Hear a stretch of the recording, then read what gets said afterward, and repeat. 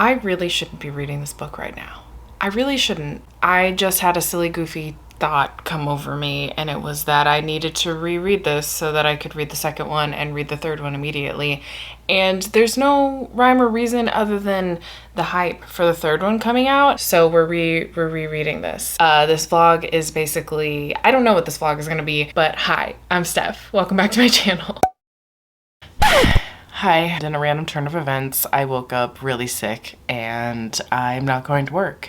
And I probably won't be going to work for the next couple of days because I sound disgusting, which I'm gonna share with you. And I just feel really horrible and I don't want to get anyone else sick since I know that I got it from work because everybody at work has been sick and I'm upset about it. Also, like, I would probably pass out. I decided why not use this time to share my disgustingness with all of the internet and read for however long I'm off. So it's probably gonna be like a 24-hour or 48-hour, more likely 48 hours. I can't imagine myself being better tomorrow. So we're gonna read for 48 hours. I don't know if I'm actually possibly gonna be able to do that, but I'm gonna read as much as I can while I'm home sick. What to start is the biggest issue. I don't really know what I want to read. I know I should be reading more of like House of Sky and Breath and all this stuff, whatever it's called. I don't know all the names of them. Crescent City. But I also really want to read Feybound. I also really want to read Song of Silver Flame Like Night. Is that the whole thing? I want to read Ascendant. It's a dragon book. I'm also in the middle of a couple other things, so I have no TBR. Clearly, I mean, I didn't plan this. We'll figure it out. Maybe I'll go to Patreon and ask them what I should read.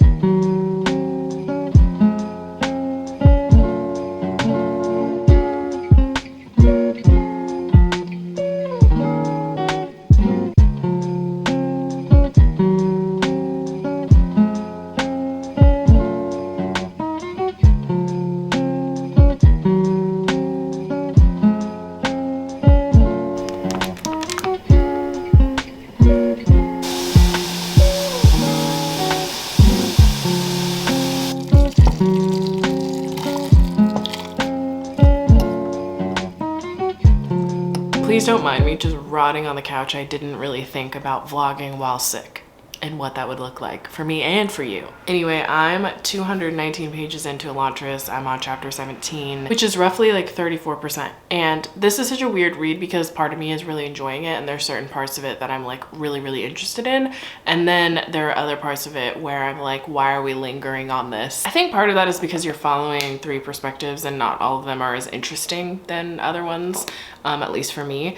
So you're following the prince Raoden, and he has been abandoned to the city of Elantris, and many years ago a disease came about that kind of turned Elantrans into these zombie type monsters, and now it's a disease that can affect people to this day.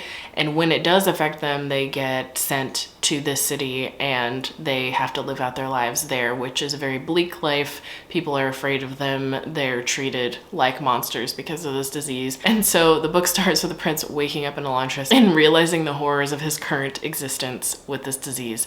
And so he's stuck in Elantris and it's heavily guarded, so it's not like he can just go home and be like, why did you abandon me in Elantris, to his parents? So kind of realizing his situation, he decides he's going to try to help instead of making it a miserable existence. Then you follow his fiance, Serene, who is now his wife because of some weird stipulation in their marriage contract that if he died before they were able to say their wedding vows, she still had to act as wife, as princess. And then we are following this like religious zealot, I guess you could say, who is willingly, knowingly trying to convert people to his religion, and not for any good reasons. It's for power. And I feel like the religious elements are just what's not interesting me that much, but it's actually becoming like a really big part of the story. So I think that's where I struggle. I really like Serene and I really like the prince, and I wish we kind of could have focused on that, because Serena is not convinced that the prince is dead. Like, she is very much convinced that he is alive, and it's all based on how everybody was acting. So I like the mystery and the fact that she is so persistent in it, and she's very smart and she's very witty and she can be really funny at times. And then I like the prince being like, you know what, I'm gonna try to help these people, and maybe my father is kind of a piece of crap. So I like those elements. The other ones I'm not as invested in, I guess.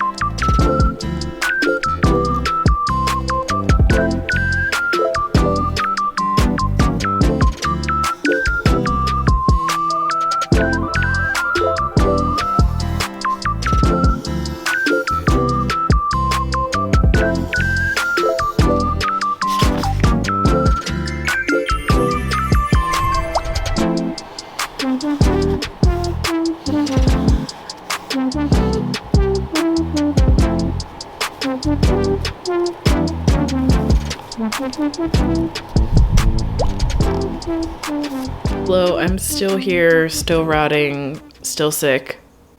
Who would have thought?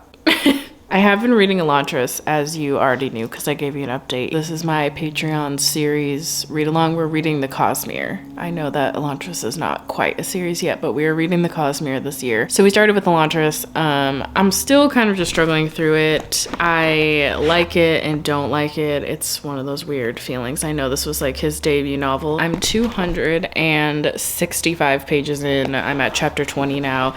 I think I'm going to take a break because I'm pretty much at the halfway point. While I do need to finish this by Saturday, I technically have some time.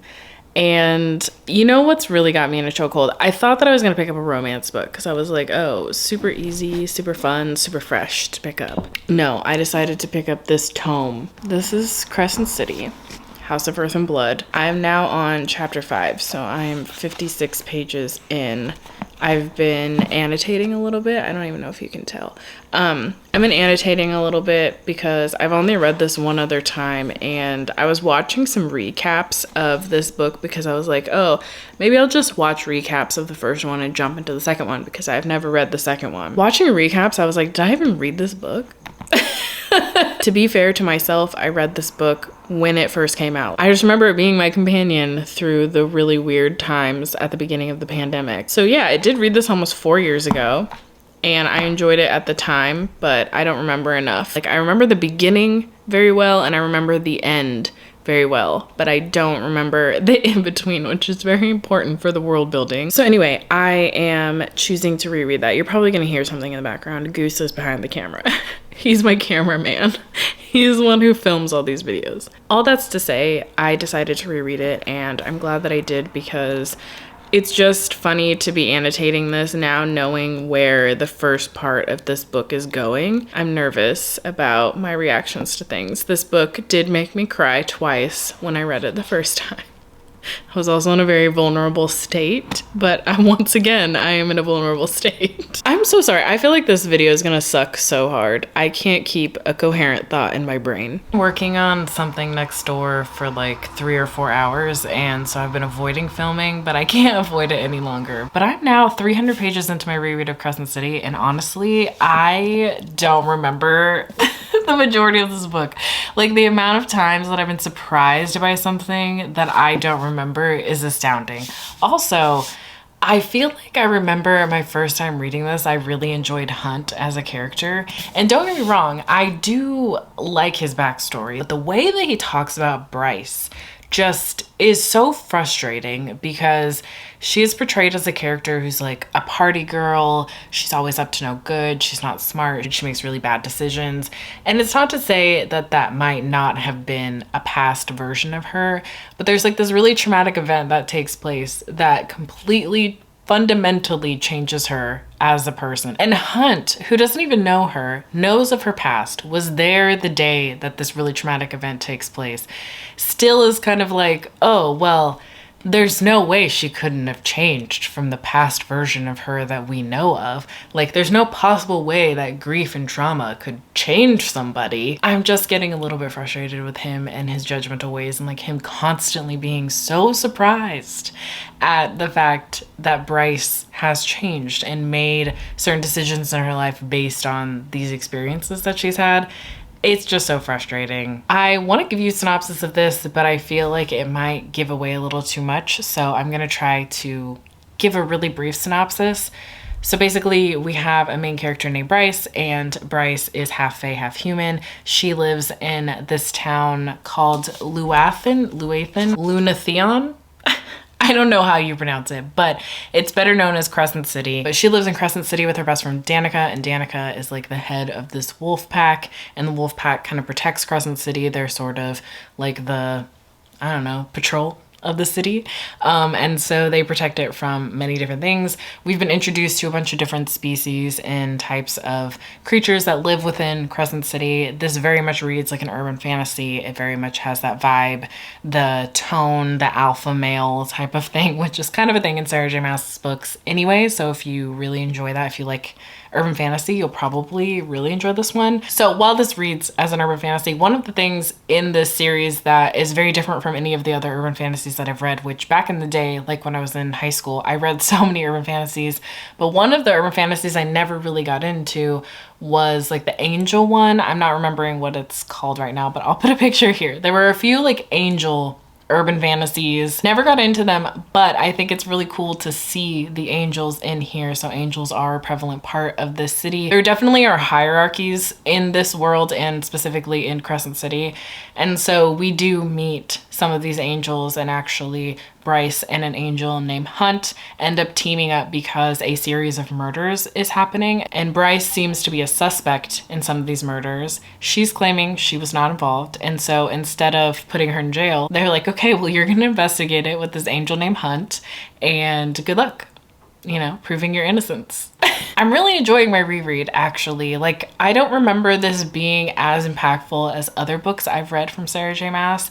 I did cry multiple times in it, which is kind of like not uncommon with my reads. But this definitely didn't stick with me like other books have. It's like I'm reading it for the first time. I only remember parts of the beginning of this, and then the very end. Like, I remember certain circumstances that happened that were like really emotionally devastating for me, but I actually don't remember how the mystery wraps up, if I'm honest with you. Like, if it even wraps up in this one, which I think it does. Like, I think we get a pretty solid answer, but I absolutely don't remember what those answers were. So this is kind of fun. I have been annotating this. I'm listening and reading just because of my headache. Like, sometimes I can't focus on the words.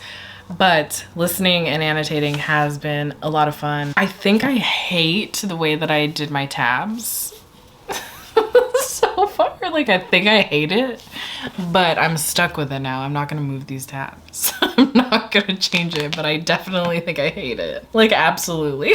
Anyway, I have to take some more cold medicine, and I might take a nap. I do probably tomorrow, though, have to focus on Elantris, because I would like to finish it before I just get too deep into the rest of the Crescent City series, because the second book, well, it will be my first time ever reading that one.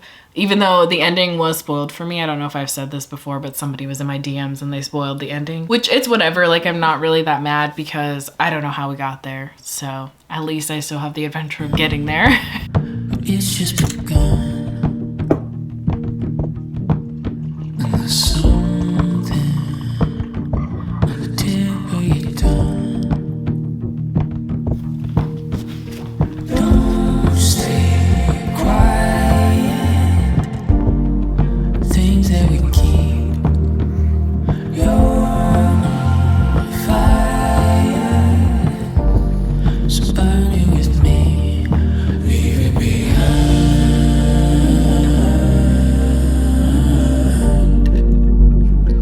Still look like garbage, but I got some packages, so I'm going to show you them without really my face involved.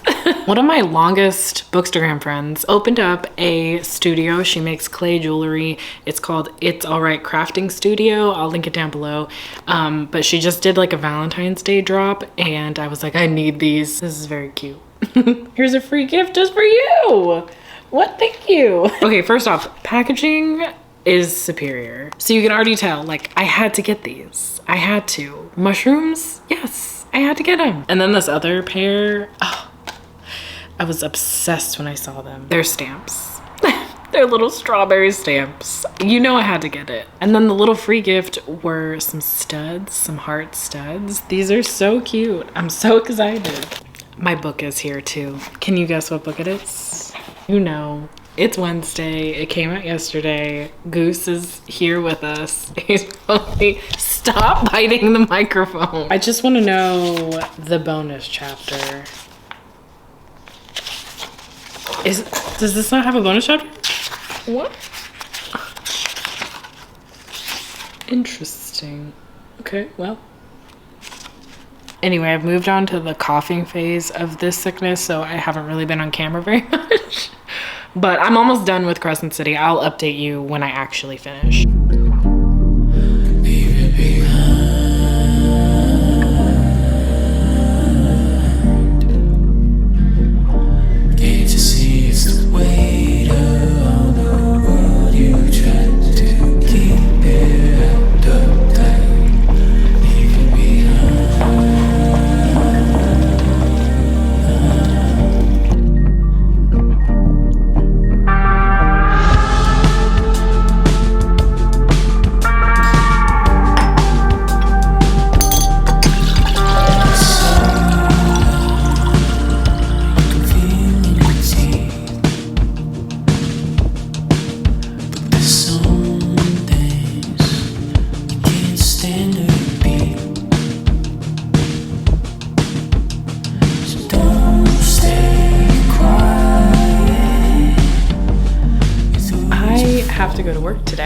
I'm sounding better than any of the other days, but I have to go to work today.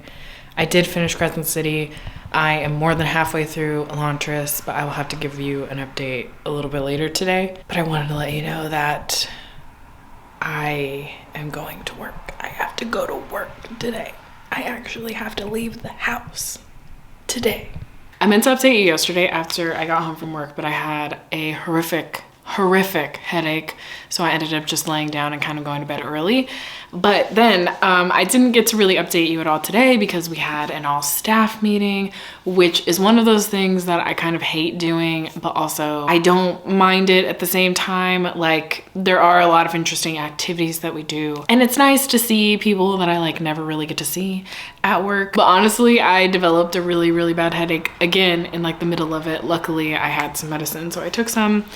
And now I'm home and I'm feeling okay, but I'm ready to just like lay down. I'm ready to sleep for an eternity. That being said, I finished my reread of Crescent City 2 days ago, I guess, and I loved it so much more the second time around. There is so much about this that I totally forgot. It was like a new read for me when I was reading the majority of this, and there were things that impacted me a lot more, I feel, than the first time around. So I think when I first read this, I was like teetering between a 3.5 and a 4 stars. This one is a solid 4-star read for me now. Absolutely, really enjoyed this first installment.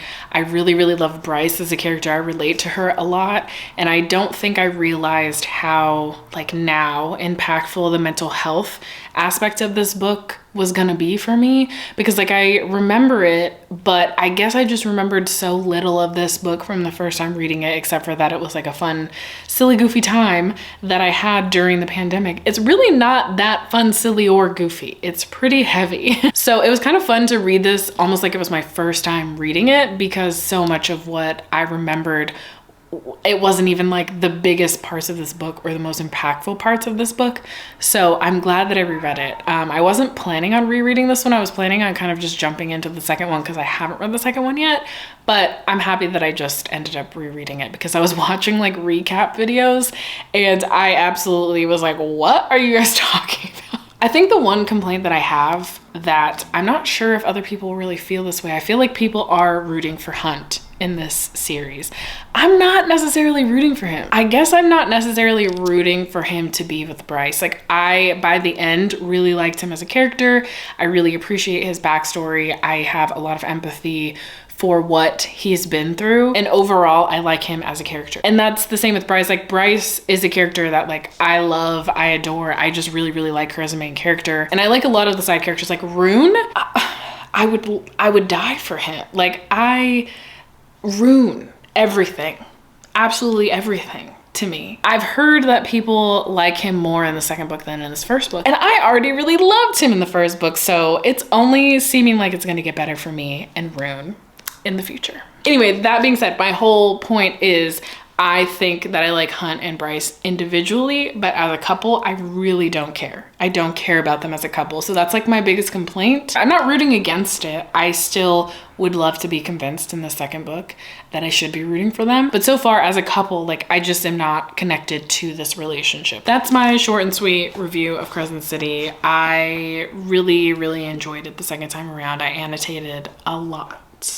I annotated a lot. I had a lot of fun annotating this one. Although I still really hate my decision to annotate like this. Don't ask me what I was thinking. I was like, oh, it's gonna be aesthetic. So what? I am almost 70% into Elantris. I'm gonna bust that out tonight. The live show is tomorrow at 11 a.m. So I'm gonna bust it out tonight. It's actually getting to a point where it's much more interesting. I think I said in my last review that I struggle with this book because I have moments of being really interested in it and then a lot more moments where I'm just like, okay, let's get a move on. Why do I care about this? I think it's the 3 POVs as well. They're not all as compelling to me. I think my favorite POV is like Riordan. I don't know how to say it. Anyway, he's in Elantris, and I think that's been the majority of where my interest lies, is I'm just so interested in Elantris and that place as a city and it falling and like the disease that's riddled the city and the people that are in the city and how it still affects people day to day, because obviously our main character wasn't an Elantrian to begin with, but he did get the disease that took down most Elantrians. I'm interested in where it's gonna go. There is a scene that just happened when I was driving home that I was like, okay, so hopefully that's a good sign. I have heard the end of this book from my patrons is much better than the beginning parts of it. It's all another flower lane. The sun goes around the state. Can't wait for the long day. 'Cause baby, like, ooh, it's all another flower lane. The sun goes around the state. Can't wait for the long day. In the sun when I found you, the one you call. I just gave it a solid 3 stars. It felt too long for what the book was trying to do. And this is my problem. Brandon Sanderson and romance is just like not. Yeah, he can't do romance. He literally can't. And then like the way that they talk about Serene it was something. So Yeah, that's in my notes as well. I'm not gonna say always because I haven't read everything, but the things that I have read, except maybe The Way of Kings, there's always kind of this forced romance aspect of it. And like in this one, I mean, I get it because it was set up in a way where like they were kind of already interested in each other, got The setup married. was so good, I feel like the Yes. situation of them already being married, and I feel like the setup was great. It was just, I don't know, he just didn't have the skills to like execute that well. Yeah, when it comes to, yeah. like, romance. So I ended up giving it 3 stars. I definitely didn't hate it. There were a lot of moments where I was like really interested. And then there were other moments where I was like, okay, let's go. Right, we get it. Yeah, we got it. I think this book had a lot of potential too, because there is a lot of like interesting world building magic system.